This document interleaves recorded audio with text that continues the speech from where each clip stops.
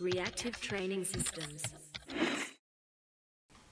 When you program the same microcycle for longer time periods, and that means more than one developmental block, how do you increase volume, or do you increase volume? And if you do, how do you do it?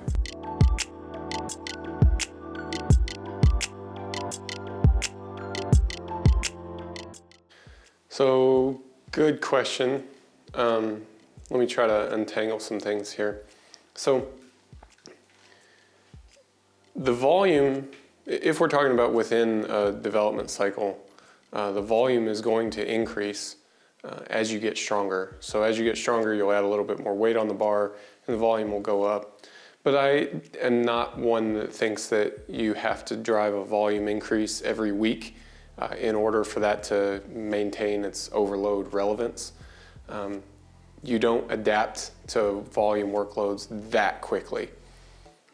I think that driving the volume up manually every week is kind of a misguided training approach. Does it ensure that you're getting your overload in? Yeah, I guess, but it's got a cost associated with it, and usually that's in fatigue.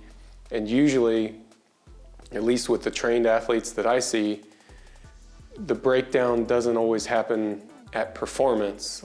It can happen at injury, and that's not worth it to me. So kind of where I stand with all that is that, of course, you have to provide an overload stimulus over the mid or long term, but it doesn't have to be right now every session. So as far as what does that mean, how do we see this increase in overload stimulus? Well, within a development cycle, you're going to see an increase in the load as the athlete gets stronger, and that's a small but not insignificant increase to the stimulus. If you're familiar with the concept of stress index or exertion load or anything like that, that kind of encompasses this. The stress of the workout is going to be pretty similar given this increase in weight to account for your improved abilities.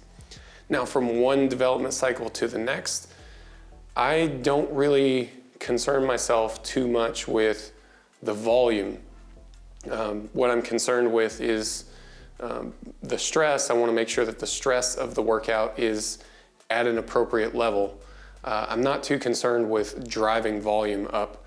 I'm concerned with managing the stress so that the stress is appropriate for the athlete, and then administering training that results in an improved performance. At some point, that may be, and even likely will be, an increase in volume. But again, I tend to prefer to think of it in terms of stress. As the athlete adapts to a stress level of, say, 18 sets per week, you may want to go to 19 sets per week and then eventually 20, but that is a slow process. It's not something that I would reach for rapidly. So I hope that more or less gets at the core of the question there.